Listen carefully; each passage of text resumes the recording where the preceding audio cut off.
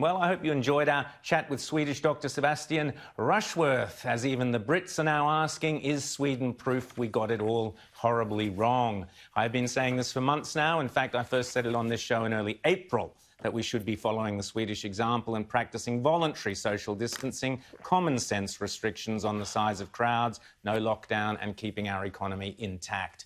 The failure of our political classes and the absurd national cabinet to take seriously the Swedish example is something our children and their children will be paying a very heavy price for.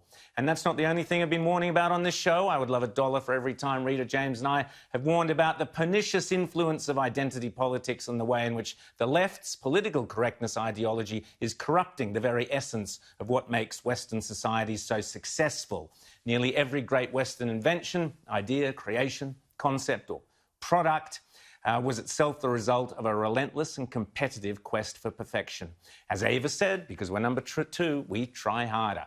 It's the priorities of a nation that determine its destiny. If you prioritise freedom, individual choice, opportunity and the striving for personal success and excellence, guess what? You create the greatest societies on earth and you bequeath them to your children. But the moment you change those priorities and opt instead to prioritise things like skin colour, ethnic background, indigeneity, sexuality or gender preference over the quest for excellence, the successful, prosperous world you once lived in inevitably will crumble. Diversity training is all the rage amongst our woke corporations and our public service. You'll remember Martin Parkinson, the former top public servant in Canberra, who insisted all our public servants go through unconscious bias training to teach them basically to become racists and sexists who choose people to perform a task not on their ability to do so or their merit, but by their gender or their colour. The great lie is that this makes us stronger. It doesn't. It corrodes us. In America, a slide was leaked from a diversity training manual at Goodyear, the tyre manufacturer, showing what attire or logos were acceptable for employees to wear to work.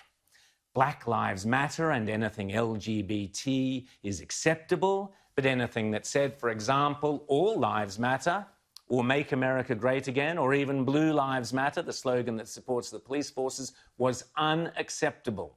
So here we have one of the great corporations, capitalist corporations, advocating Marxism and atheism whilst denigrating the rule of law. This is grotesque, and Donald Trump's response was immediate.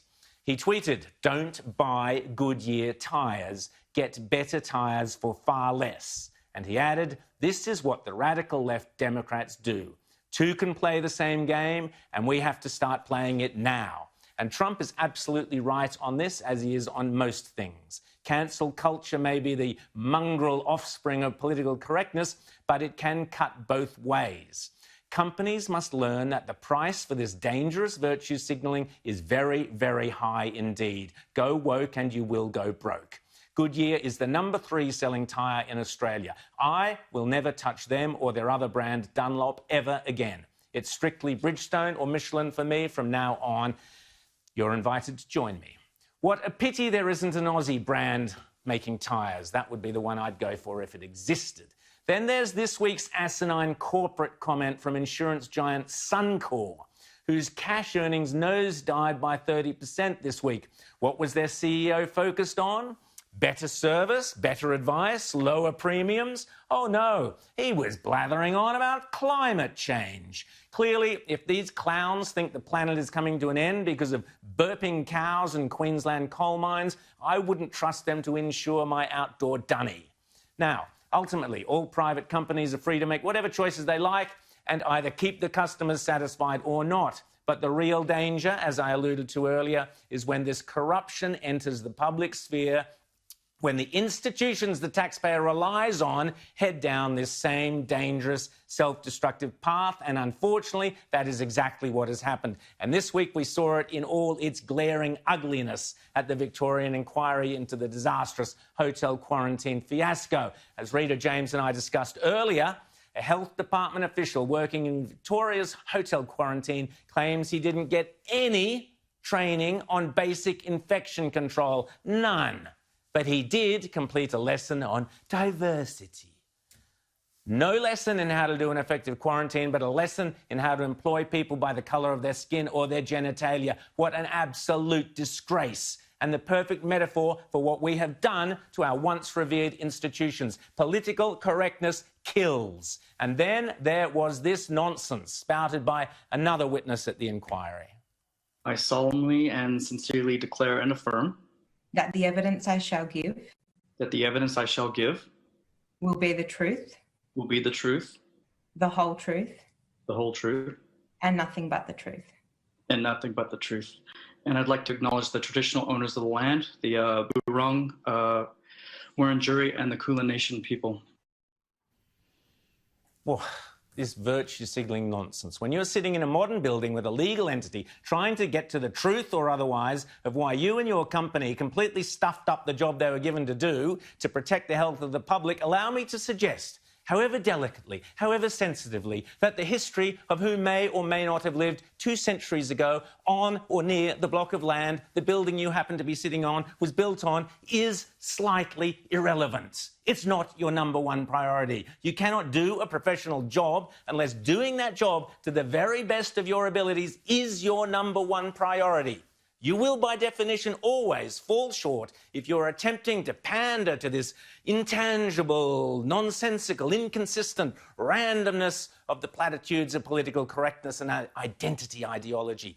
We must now wonder just how corrupted have all our once trusted public institutions become at the hands of hopelessly compromised and inept identity politicians of the left and, unfortunately, of the Liberal Party. And speaking of whom, I caused quite a stir 3 weeks ago when I suggested on this show that Dan Andrews and his chief medical bureaucrats could be charged under Victoria's own recently introduced workplace manslaughter laws. When Craig Kelly made a similar observation the next day, Labor and the luvvies all squealed from the rafters, and the ABC even fact-checked the claim and said there was zero chance. Well, yet again, they were wrong with your money. This week, Robert Gottliebsen, writing in the Australian Business Review, claimed that parts of the Victorian Public Service and members of Daniel Andrews' cabinet are going to be exposed to the danger of the state's tough penalties for unsafe work practices that contribute to deaths. And he claimed the first legal step to determine whether community standards apply to the government actions in the COVID-19 pandemic was taken yesterday. Gottliebsen writes in intricate detail about why the political class are themselves liable under the industrial manslaughter law and concludes, as I did, as Craig Kelly did, that Dan Andrews and his top public servants could well be charged with negligence. And then Mirko Bagaric, the Dean of Swinburne Law School, wrote in The Australian that the hotel quarantine fiasco is likely to lead to the largest class action in Australian history, one that effectively could bankrupt the state of Victoria, that it is almost inevitable that a negligence action will be launched and that the principal target of the class action will be the Victorian government. And he makes this critical point: the test for negligence is an objective one. It is irrelevant how pure or sanctimonious were the intentions or motivations of those individuals involved. Sanctimonious intentions and motivations, also known as identity politics and virtue signalling. Insidious forces that are destroying and corrupting so many of our once prized and valued and successful businesses and institutions.